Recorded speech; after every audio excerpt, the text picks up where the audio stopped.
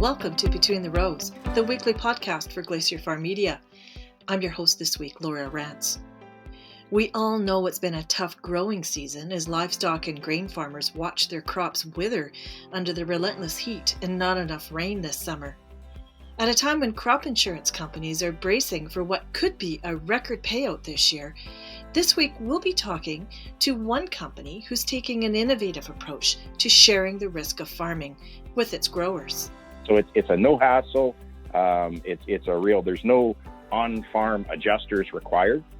This isn't a yield program. It's providing assurance against that situation of excessive heat, which we know will have a significant impact on yield. We'll also be talking to our weather and market analyst Bruce Burnett about how the production shortfalls could spill over into next year. And we'll be sharing some information about a new program available specifically to help Canadian farmers, farm family members, and farm workers recognize what's happening when someone's up against it, trying to maintain mental health. They said they needed someone who understood farming well enough that they could help them and they could trust them. But before we get to all that, let's talk about YouTube, specifically how you can find us on YouTube. Just search for Between the Rows Podcast. I repeat, Between the Rows Podcast. You'll find the latest episodes as well as our evergreen archive, and we're going to be using our YouTube space to post resources on stories and even pictures and video. We're also hoping it's going to be a place where you'll drop us a line.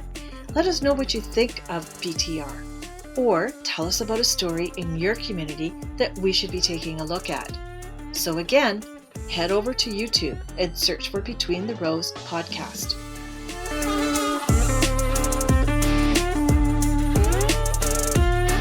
This week's podcast is sponsored by Nutrien Economics.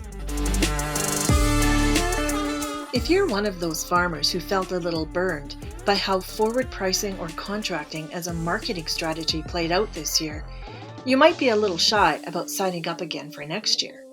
But Corteva Agriscience has come out with an offer that might be too good to pass up. It's offering insurance against heat blast included in any contracts signed for its Brevant Nexera canola before October 29th. I spoke to Tyler Greneville, Corteva's commercial leader for grain and oils, to get more details. I started by asking him to tell me how it works. So the heat advantage has been designed so that when a grower signs a contract, makes that decision that he or she is going to grow Nexera canola, they're going to be provided without having to sign up. It's going to be included in the bag, with up to $100 of protection. So we've partnered with Global Ag Risk Solutions. We're the seed developer, and through our agreement, they're going to provide the policy basically that's going to provide growers, it's going to measure heat at that critical period of when canola is flowering or begins to flower. That's when kind of the yield is really being established. So if it gets excessively hotter than normal, a payment could be triggered for up to $100 to a grower if it's excessively hot during that critical period of canola flowering. So it's a no hassle. It's a real. There's no on-farm adjusters required. This isn't a yield program. It's providing assurance against that situation of excessive heat, which we know will have a significant impact on yield, when the combine rolls.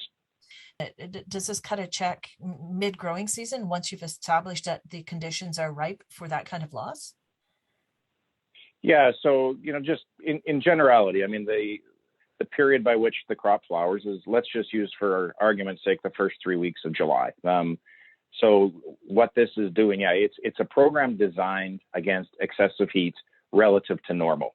So it's a program that's in addition to other insurance that like crop insurance or hail insurance, where a grower has to submit a claim, have an adjuster out, provide data and evidence. This is a model based on satellite imagery and 41 years of weather data where, if it's triggered, and let's hope it's not triggered, let's be honest, this is meant to provide a backstop against what a grower cannot control, which is excessive heat. But if that situation presents itself, and it's hotter than normal, and there's going to be an impact on that. The grower would receive compensation well in advance or shortly thereafter that the policy closes. So in early August, for an example, the grower could, in that unfortunate situation, expect a payment long before he's even harvested his canola. So how do you track that data? Like you mentioned, a parametric temperature model. How does that work? Yeah, so I'll talk about it at a high level because Global Ag Risk Solutions is providing us, and they have the proprietary model. So they use 2 satellites, and they've analyzed over 40 years, so 41 years of weather data on every township that we grow canola from southeast Manitoba to the Peace region of BC. So on a 6x6 mile grid, they can map and track exactly what heat has done over 41 years. So they know what normal is. They can see when you've got high heat, and then have been able to validate that's when there's an impact on total production or yield. And Global Ag Risk then tracks it, and grower will have full transparency to see, how they're, what the conditions are relative to normal, and whether, it's acceptable heat and we've got a highly productive year, or whether it's excessive heat and there could be a payout triggered against that situation of heat. It's really interesting, and it's quite an interesting departure from how we've traditionally looked at ensuring risk against production losses in agriculture. Typically, it's based on a yield calculation. And so this definitely moves away from that. It actually measures the types of conditions that could lead to crop loss. Is that correct? We've looked for an innovative opportunity to bring extra value to growers. Again, we understand that, there's so many decisions and investments that a producer makes in seed and all the production inputs required, when they're going to harvest, the marketing decisions. There's so many, fertility, I could go on and on. The grower has so many decisions to make. So what we are really excited about is this is a variable that they just don't have control over. You don't know. And on any given point in time in certain regions, you can have excessive heat from year to year, and data backs that up.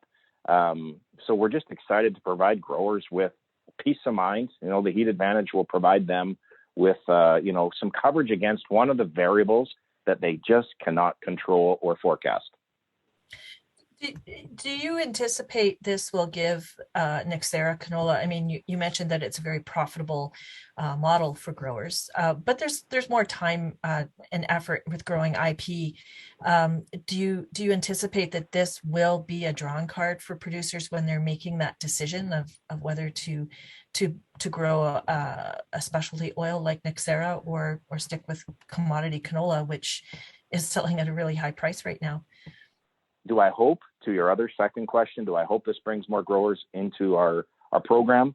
I certainly do. This is a program that, the majority of the demand for the oil is in North America. So we're not subjected to some of the geopolitical or the trade issues that we'd have in other countries. It's a market that we want to grow. The food industry is looking for a reliable, safe supply, and there's no one better than a Canadian canola grower to deliver, a reliable supply under minimum and zero tillage programs. We have the infrastructure, to move, our product from farm to processing plant or to grain terminal, and then to get that right down to the food industry here in North America. So I hope it drives growth. Absolutely, Laura. Yeah, and you mentioned it's a market that's growing anyway. I mean, the demand for this product is growing. Yeah, through the advent of COVID, we certainly more people eating from home. Hey, North Americans, we love to snack.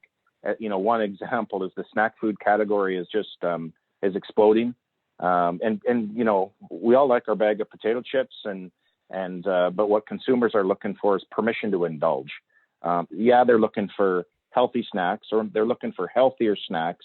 Inputting a high stability omega-9 canola oil from Nexera canola into a bag of potato chips, as an example, is really demand that just is increasing now, and we've seen this for a long time, and that consumer trend has just been accelerated through the pandemic. So, the demand's there, and we're going to start to go, and we're seeing it stateside. More and more people are resuming to eating out, and this is also, oil fits very, very well as a frying oil because it doesn't break down. It has functionality and nutrition attributes that restaurants are looking for.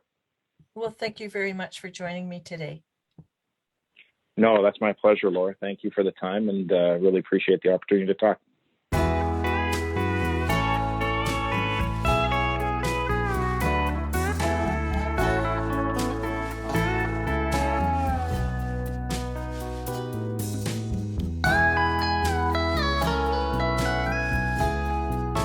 That was Tyler Greneveld, Commercial Leader for Grains and Oils in North America for Corteva Agriscience. This is Between the Rows. I'm your host, Laura Rance. Although we don't yet know the full story on the size of this year's crop, we do know the crop will be smaller than average. I asked Bruce Burnett, Glacier FarmMedia's Director of Weather and Market Information, to spell out how the conditions this year could spill over into farmers' growing decisions next year. Hi, Bruce. Thanks for joining us. Good to be here. Now, the full story on this year's production clearly isn't in the bag yet, but we are seeing from the reports that in all likelihood we're going to have reduced supplies. And what I'm wondering is, how's that going to spill over into the conditions for next year, either through prices and the competition for acres? Well, I think this is setting up a situation for next year's crop that is going to be very interesting. We have prices that are at close to record highs or at record highs. So again, even if those erode a bit, there will be a strong incentive to plant next year's crop. And the question is going to be which crops get planted next year. One of the factors that's going to be, I think, in the front of everybody's mind, every farmer's mind, is what is my soil moisture situation like, and which crops would handle that situation the best.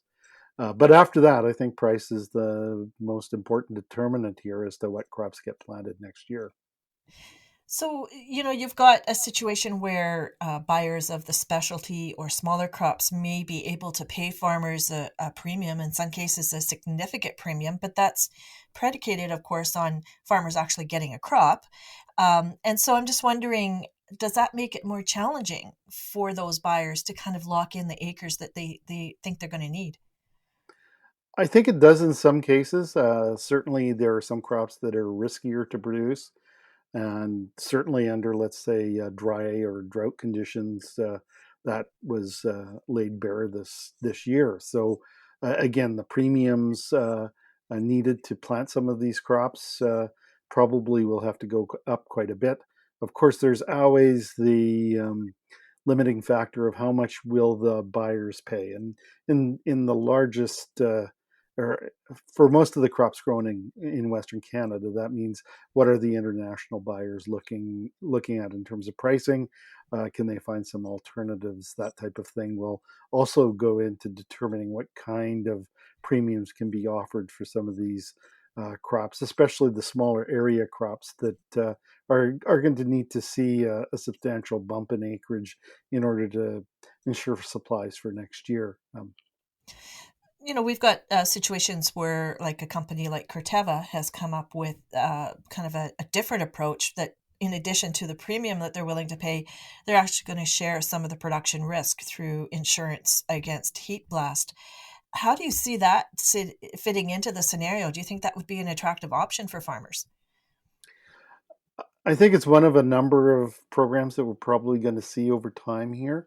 This program's very interesting. Again, trying to entice acres into a specialty canola crop that certainly they need to find adequate acreage for that production this year.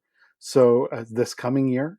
So because of the drought conditions we've had this year, supplies are going to be low, and so we're going to see a number programs like this.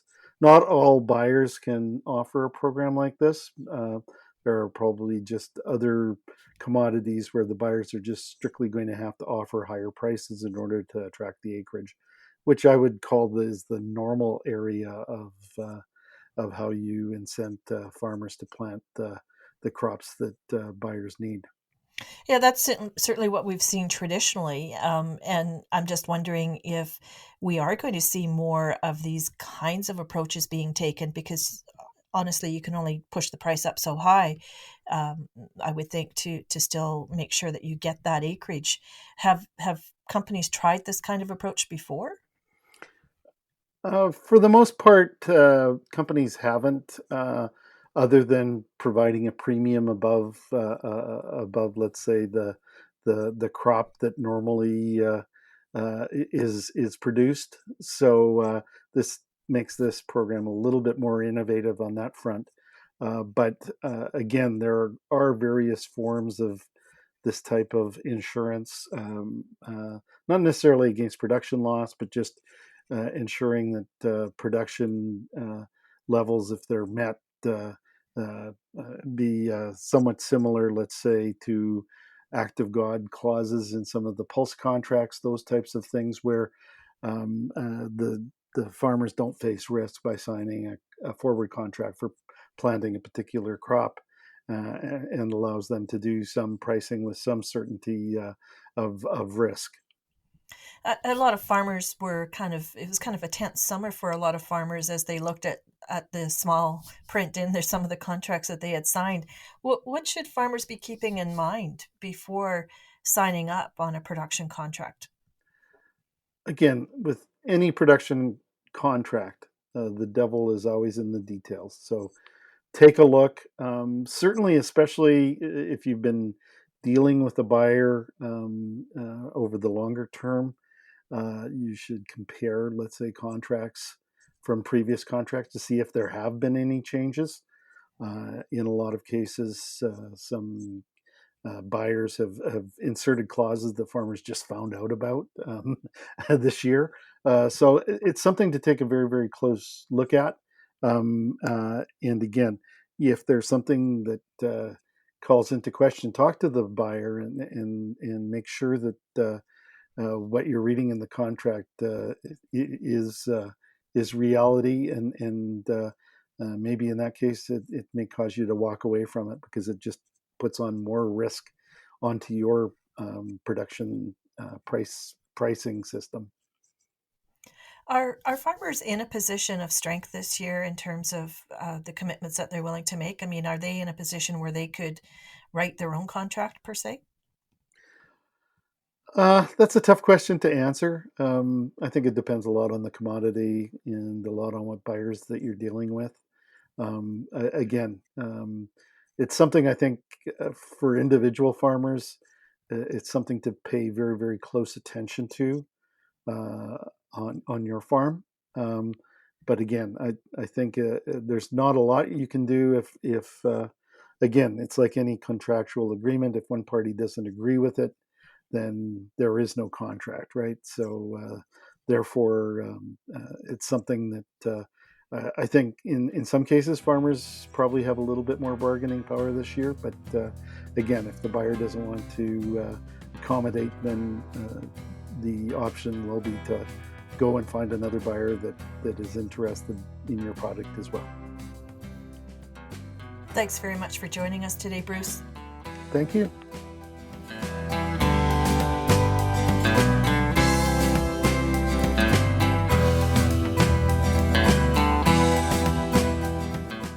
That was Bruce Burnett, Director of Weather and Market Information for Glacier FarmMedia's Markets Farm. If you're interested in finding more stories and resources to weather the drought, check out the Dry Times on our GFM website.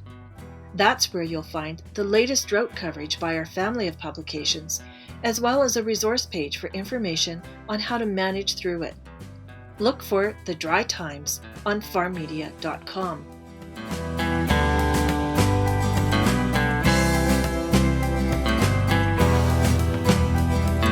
We're hearing quite a lot these days about the mental health of farmers and farm families.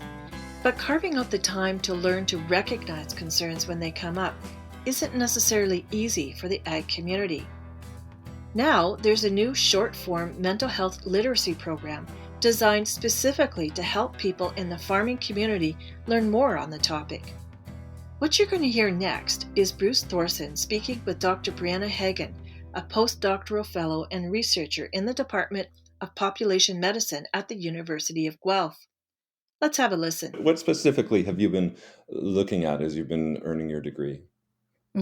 So I actually defended my PhD just over a year ago now. And that work was largely focused on looking at the epidemiology of mental health outcomes. So looking at the patterns among the population in Canada of farmers. So I looked at things like depression, anxiety, chronic stress, resilience, burnout. And then we also did some qualitative work asking farmers themselves about what is it that impacts your mental health and what should we be doing better, what is being done already, and how can we improve the services that are available to you. And what were your major findings from that work? So some of the major findings included the fact that farmers were experiencing some of these negative mental health outcomes like depression and anxiety at an increased prevalence compared to non-farmers in Canada and other occupations. And then the other major finding was that the services that might be available while they were scarce themselves, farmers hesitated to access them due to kind of a lack of farm credibility or a lack of knowledge around agriculture for some of these service providers. So things like accessibility became hard when office hours were 9 to 5, or when suggestions coming from some of these service providers were just not conducive to farm life. For example, taking a 2-week stress leave, not an option for a farmer, or some of these other strategies just didn't jive well with what it meant to be a farmer. So we decided to look further into that and try to help develop some curriculum that were more farm specific. And what did you come up with? Well, one of the things we came up with was In the Know itself. So In the Know is a mental health literacy training that was developed with the farming community and researchers and psychologists, mental health service providers, that focuses on farm life itself and how we can recognize signs and symptoms of mental health struggles in the context of farming, how we can open up a conversation with someone that we think might be struggling with their mental health. And then knowing how to respond when you ask that question and someone says, yeah, actually, I really am struggling, knowing what those next steps might look like and how you can safely help a person move forward to seeking help. Now, you mentioned the fact that 9 to 5 office hours can make some of the services inaccessible to the farming community. You also mentioned the notion that a 2-week stress leave is not an option for a lot of producers. What other things specific to the farming lifestyle came up? Some things that came up were, let's see, for example, having to leave the farm at all to go seek services. You know, sometimes services weren't available in the closest town, meaning that people had to travel to the nearest urban center to seek help. And sometimes that meant a 2-hour drive both ways. There was a financial barrier to access for some folks who simply couldn't afford the fees that were being charged for mental health services, and they weren't covered under any type of plan. And then, so those were 2 big ones that really came up. Another one that came up, when there were services available close to home, not all farmers were comfortable with the fact that people that they lived near would see their truck in the parking lot, and they didn't want people to know when they were seeking services. So, you know, that stigma around mental health still exists in some communities and is something that we need to continue working to address. And one of those, as you mentioned before, one of the ways you're addressing that is with your In the Know project. What's the status of that now, and how was it received? Like, you sort of explained what it was, but how did it actually pan out? So now where things are at is we have partnered with many groups across the country, with provincial agricultural groups, or in the case of Ontario, we've partnered with OFA and as well as CMHA, so the Canadian Mental Health Association, to deliver it in all the rural communities across Ontario. So basically what happens is those organizations can get in touch with us. There's no cost to use our program. They just need to have someone facilitate who has taken the facilitator training. One of the things that I forgot to mention before is that when farmers were talking about help that they'd be willing to seek, they said they needed someone who understood farming well enough that they could help them and they could trust them. So the folks that deliver our In the Know training have to come from a farming background, as well as have a mental health background. So you can imagine that those people aren't in abundance everywhere. So kind of finding those people and getting them trained to deliver In the Know across the country has been part of the last year of our work. And we've been very fortunate to work with some awesome people in Manitoba and Nova Scotia and BC, Alberta, Ontario. I think that's it for now, but we're also now working with a group in Saskatchewan, and we hope to get every province covered. Now, you mentioned the last year, and you mentioned the pandemic. The pandemic, then the drought.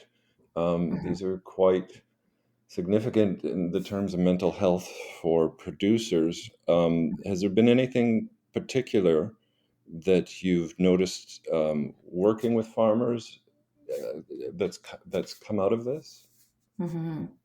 Yeah, it certainly has had a huge impact on everyone. The pandemic itself has been a struggle for everybody. One of the silver linings of this pandemic is it's really highlighted the need for really good internet in rural communities. And I feel like we've been fighting with that or fighting for that for quite a while. And I feel like the pandemic really highlighted that some of these services that are traditionally delivered in person can also work online. And that eliminates some of those barriers that I talked about. So the 9 to 5 hours or having to drive into an urban center, we can kind of navigate some of those through using teleservices, which is what we ended up doing with In the Know. It was designed as an in-person course, and then we had to pivot to be able to deliver it online, which increased access for a lot of people as long as they had proper internet that they could log in. So that's one thing I noticed across the pandemic. And then on the not so good side, it's an incredibly isolating thing to experience for everybody. And farmers are no exception there. Farmers are generally quite rural and don't necessarily have a lot of contact with a lot of people, but those were even further impacted with pandemic kind of restrictions and protocols that were in place. And then when you add the drought that we're experiencing, I'm located in Manitoba, and we're having a severe drought this year. And when you add that on top of everything, farmers are being pushed to the brink in terms of their stress. So it's a really hard time for a lot of farmers. So having that mental health literacy that you can recognize when someone might be really struggling with their mental health is going to be a really good tool to have to be able to kind of combat some of these things. Great. Well, thanks very much, Brianna. Thank you. You've been listening to Bruce Thorson in conversation with the University of Guelph's Dr. Brianna Hagen. You can find more information online about her mental health literacy program, In the Know. The website for that is ontario.cmha.ca/inthe-know. That's ontario.cmha.ca/inthe-know. If you'd like to have a look at some of the mental health resources Dr. Hagen mentioned, head on over to our YouTube channel. Just search Between the Rows podcast. That's all we have for you on this week's Between the Rows, but we'll be back again next week. I hope you'll join us. I'm Laura Rance. This week's podcast is sponsored by Nutrien Economics.